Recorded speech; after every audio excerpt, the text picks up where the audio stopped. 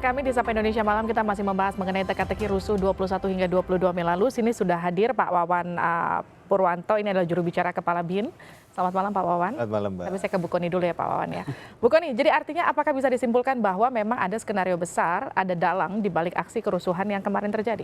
Sudah sangat, saya sudah sampaikan beberapa kali. Jauh sebelum itu terjadi 2 Mei, 2 bulan sebelumnya kami sudah terima berita secara intelijen bahwa akan terjadi apa di mana. Dan saya langsung laporkan kepada Panglima TNI saat itu gitu.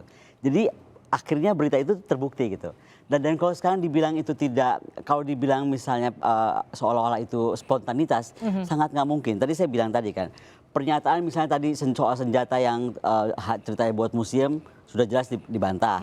Terus tentang kepemilikan senjata sudah jelas itu ilegal gitu kan. Jadi banyak hal yang kemudian ceritanya dibantah-bantah, akhirnya terbukti hari ini enggak. Nah tapi yang tadi terus terang saya harapkan, sebenarnya dibuka itu harus total aja lah. Karena kan begini, ada mastermind, nggak mungkin jalan kalau nggak ada dana. Ada dana, nggak mungkin jalan kalau nggak ada mastermind. Nah, menurut saya itu pun udah polisi itu sudah punya. Cuman masalahnya kenapa ini nggak segera saja dipercepat, dibuka? Karena kekhawatiran saya ini akan terus panjang sampai Oktober gitu kan. Dan ini akhirnya energi kita tuh akan terus habis akan ke sana. Dan tadi subjek akan berubah jadi objek, objek akan berubah jadi subjek karena terlalu lama gitu prosesnya. Jadi gini, Bu Kony, kalau saya tanyakan lebih to the point, artinya kalau menurut Anda seorang Kiflan Zain tidak bermain sendiri? Oh nggak ada, nggak bisa. Tidak bermain sendiri dan seorang mastermind di sini harus bertanggung jawab. Contohnya mastermind itu apa? Yang dari pertama udah bilang soal ini bakal curang. Bahwa kemudian ini harus ada gerakan people power gitu loh. Yang kemudian people power itu saya bilang ini bahaya nih kata-kata ini. Karena people power itu siapa people yang bisa kalian kontrol gitu kan. Karena people di sini bisa saling overlap. People siapa, siapa menerima mendrive siapa atau didrive siapa. Nah ini kan sekarang begitu terjadi akhirnya people power saya bukan itu maksudnya. Nggak bisa seperti itu maksud saya, makanya kenapa harus segera dibuka. Kenapa di ring 1 waktu itu hotel, ring 2 hotel di sana semuanya kemudian penuh dan kita tahu siapa aja di sana, itu kan bisa dilacak dengan mudah gitu loh. Itu baru hotel nih, belum yang lain. Karena senjata cuma 150 juta tuh menurut saya nggak mungkin lah murah bener.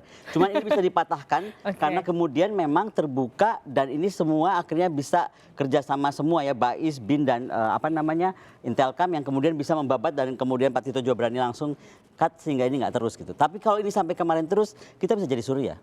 Oke, ini pertanyaan saya ke Pak Wawan. Pak Wawan, apa yang dirilis pihak kepolisian hari ini menjelaskan bahwa betul ada dalang di balik aksi 21 sampai 22 Mei lalu. Apakah apa yang dirilis pihak kepolisian ini sama datanya dengan data BIN?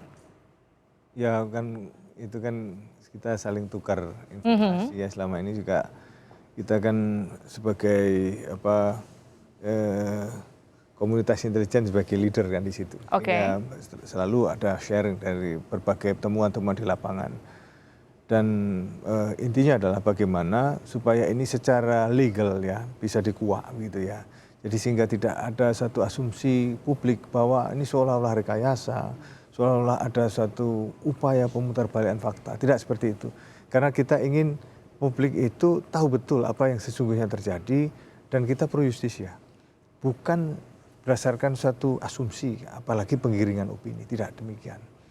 Apa fakta yang di lapangan kemudian dari BAP juga diungkap di situ, meskipun ini nanti juga kalau misalnya sidang terbuka masyarakat juga boleh melihat dari semuanya itu, ini menunjukkan bahwa sekarang ini tidak bisa ditutupi.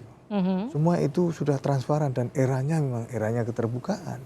Apalagi jejak digital itu sulit dihapus. Jadi semua itu tampak dari situ, dari satelit juga tampak.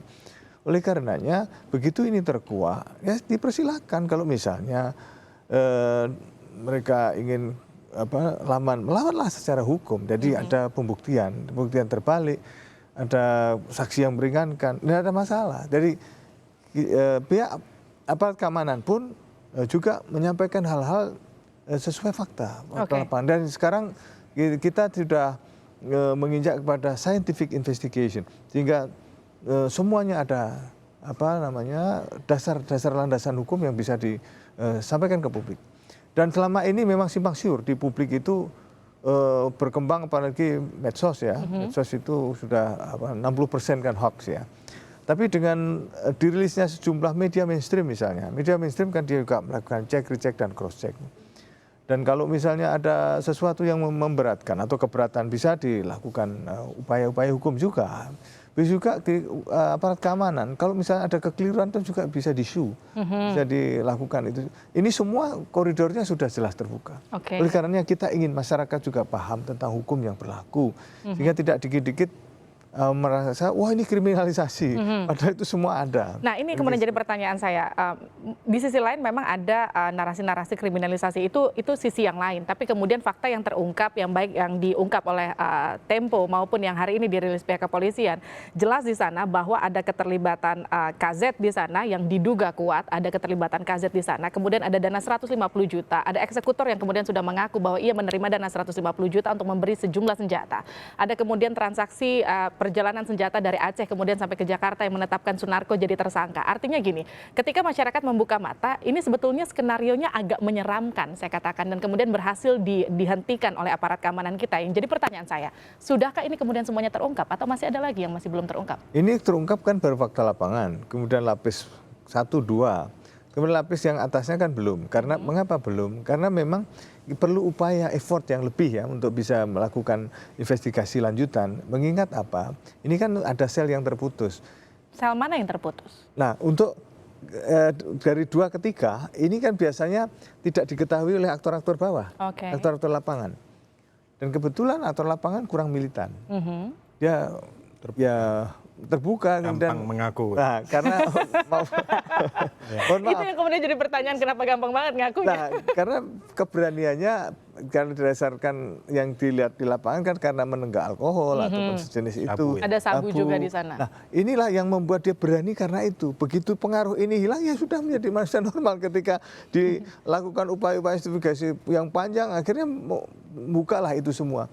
Ini semua sebuah kelemahan mendasar dari sebuah operasi yang riskan sekali untuk menggunakan orang yang maaf ya tidak profesional di dalam melakukan langkah-langkah itu, sehingga mudah sekali terpakai. Dia tidak militan, dia tidak tough, dia tidak mampu mencerai-beraikan diri, tidak mampu menghilangkan jejak, tidak mampu melakukan recovery terhadap cover yang ada, cover name, cover job, kemudian setelah mencerai-beraikan diri maupun juga nanti konsolidasi. Tapi betulkah semua yang terlibat dalam aksi itu tidak profesional, Pak Wawan?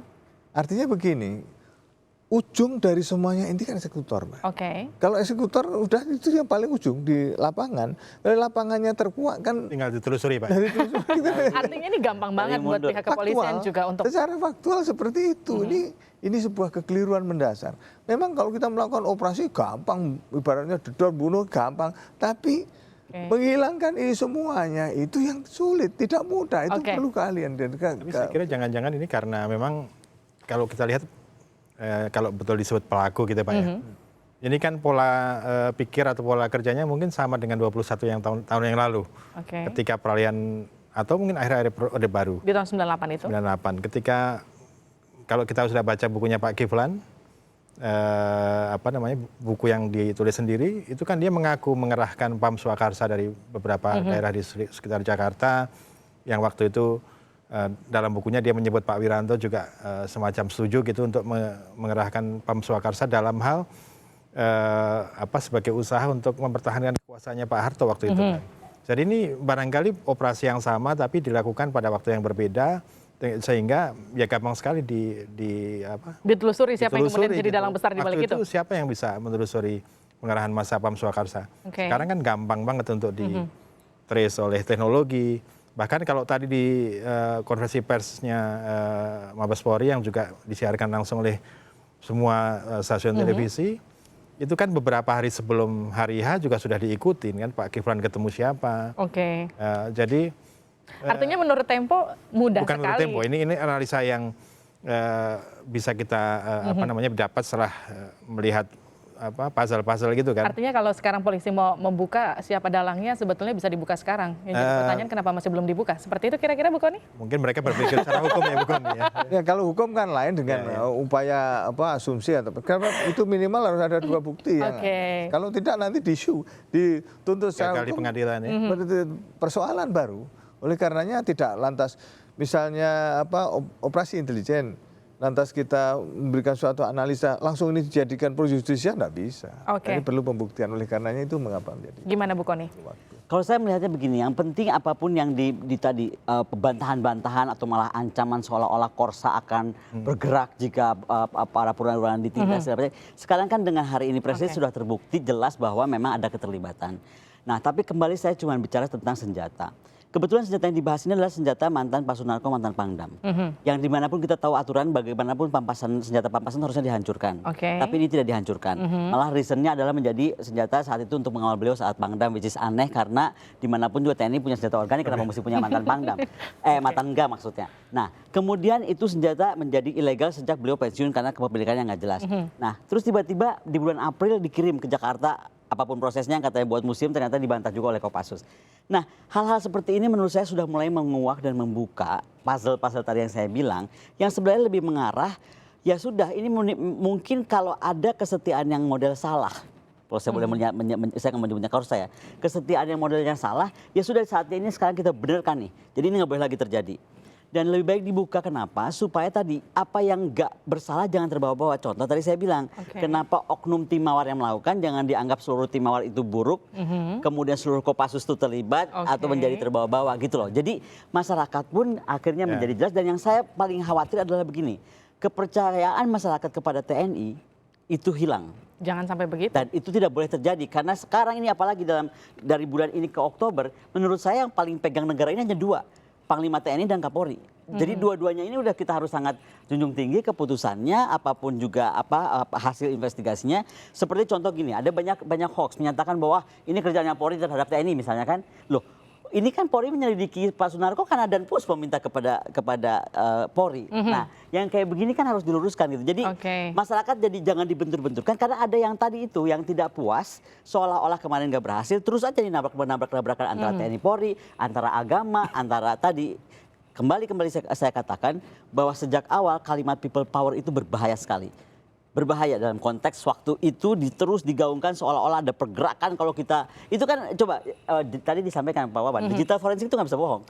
Itu nggak kita lihat aja waktu itu ngomong people power dalam konteks apa, begitu sudah mau di gap langsung ngomong enggak itu maksudnya buku ini kok. Nah kan itu kan nggak bisa begitu gitu loh.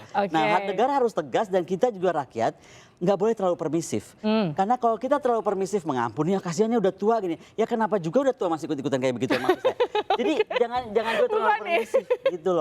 Baik, tapi untung nggak di-mention namanya. Yang kemudian jadi pertanyaan saya adalah bagaimana kemudian seharusnya langkah pemerintah. Kalau tadi kata Bu Kony, jangan lama-lama, jangan nunggu sampai Oktober. Artinya kan sebetulnya butuh langkah cepat dari pemerintah untuk kemudian menghentikan apa yang kemudian sekarang sudah terjadi. Jangan sampai ini ada gerakan-gerakan lanjutan ke depannya seperti itu kira-kira Bu Kony. Gak tahu, kalau saya tuh lihatnya begini ya, kalau betul sekali lagi ada hasil puzzle tadi dari penelitian Tempo, ini ada oknum timau dan lain-lain.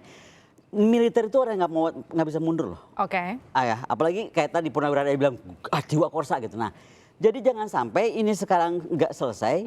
Akan cari cara selesai. Pokoknya kekeh ini harus tercapai gitu loh. Nah itu yang saya bilang tadi, lebih baik langsung dibuka sehingga kesalahan segera dibuka, siapapun yang bersalah, mau mantan Pati kah, mantan apakah gitu. Betulkah harus langsung dibuka? Tapi nanti usai jeda. Terima kasih. Sama Indonesia Malam. Terima kasih Bu Kony. Nanti usai jeda Pak Wawan dan Mas Budi, nanti aku ajak ngopi di sebelah.